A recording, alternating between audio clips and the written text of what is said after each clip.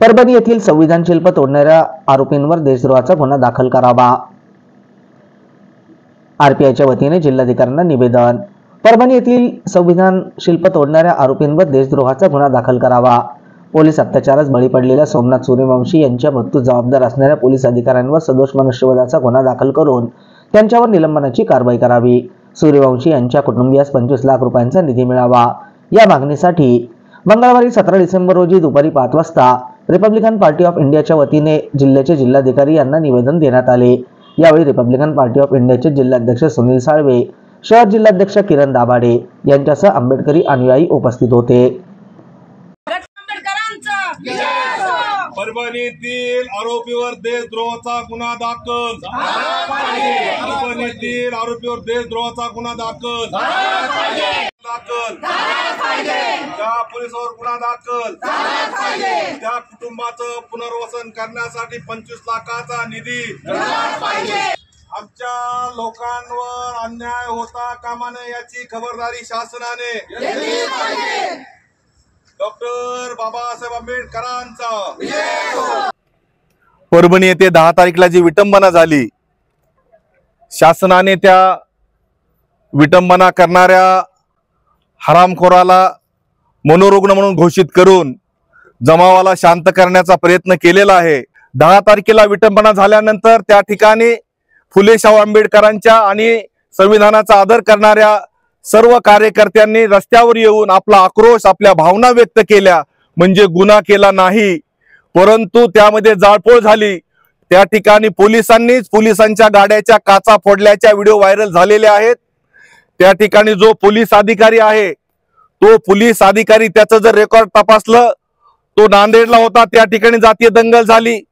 तो पोलीस अधिकारी भीमा कोरेगावला होता, त्या ठिकाणी जातीय दंगल झाली। तो पोलीस अधिकारी परभणीला गेला, त्या ठिकाणी जातीय दंगल झाली।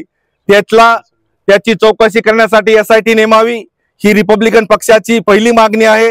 रिपब्लिकन पक्षाची दुसरी मागणी अशी आहे की त्या माते फिरूच्यावर देशद्रोहाचा गुन्हा दाखल करून 6 महिन्याच्या आत त्या केसचा निकाल लागला पाहिजे। ती केस फास्ट ट्रॅक कोर्टात चालवली पाहिजे आणि त्याला जर शिक्षा झाली तर भविष्यात संविधानाचा अपमान करण्याची कोणी हिंमत करणार नाही, धाडस करणार नाही, असं आमचं मत आहे। आमची नंबर 3 ची अशी मागणी आहे की त्या आंदोलनकर्त्यामध्ये हजारो कार्यकर्त्यांना, आमच्या महिलांना अमानुषपणे मारहाण केलं, अटक केली। आम्ही जेलला घाबरत नाही। न्याय हक्कासाठी जेलमध्ये जाणं, रस्ता रोको करणं, आंदोलन करणं हे आमच्या 5वीला पुंजलंय आणि हे अधिकार आम्हाला डॉक्टर बाबासाहेब आंबेडकरांनी दिलेला आहे। परंतु आमच्या लोकांवर अन्याय करणाऱ्या पोलीस अधिकाऱ्यावर गुन्हे दाखल करा।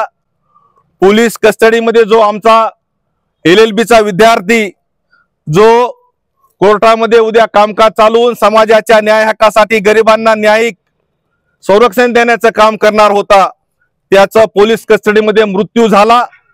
आणि सोमनाथ सूर्यवंशी हा आमचा वडार समाजाचा, बाबासाहेब आंबेडकरांच्या विचाराने भरपटलेला कार्यकर्ता, ज्याचा पोलिसांनी खून केला असा आमचा पूर्ण विश्वास आहे।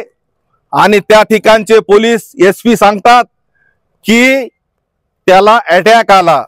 पोलीस अधिकारी हे पोलीस स्टेशन चालवू शकतात, ते डॉक्टर होऊ शकत नाहीत। डॉक्टरांचं काम डॉक्टर करत आहेत। PM रिपोर्ट मध्ये ज्या टिप्स आल्या त्यामध्ये त्याला बेदम मारहाण झाल्यामुळेच त्याचा त्या ठिकाणी जीव गेलेला आहे।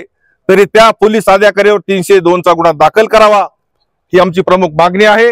आणि त्या कुटुंबाचं पुनर्वसन करण्यासाठी त्या कुटुंबाला 25 लाखाची मदत मिळावी ही आमची प्रमुख मागणी आहे।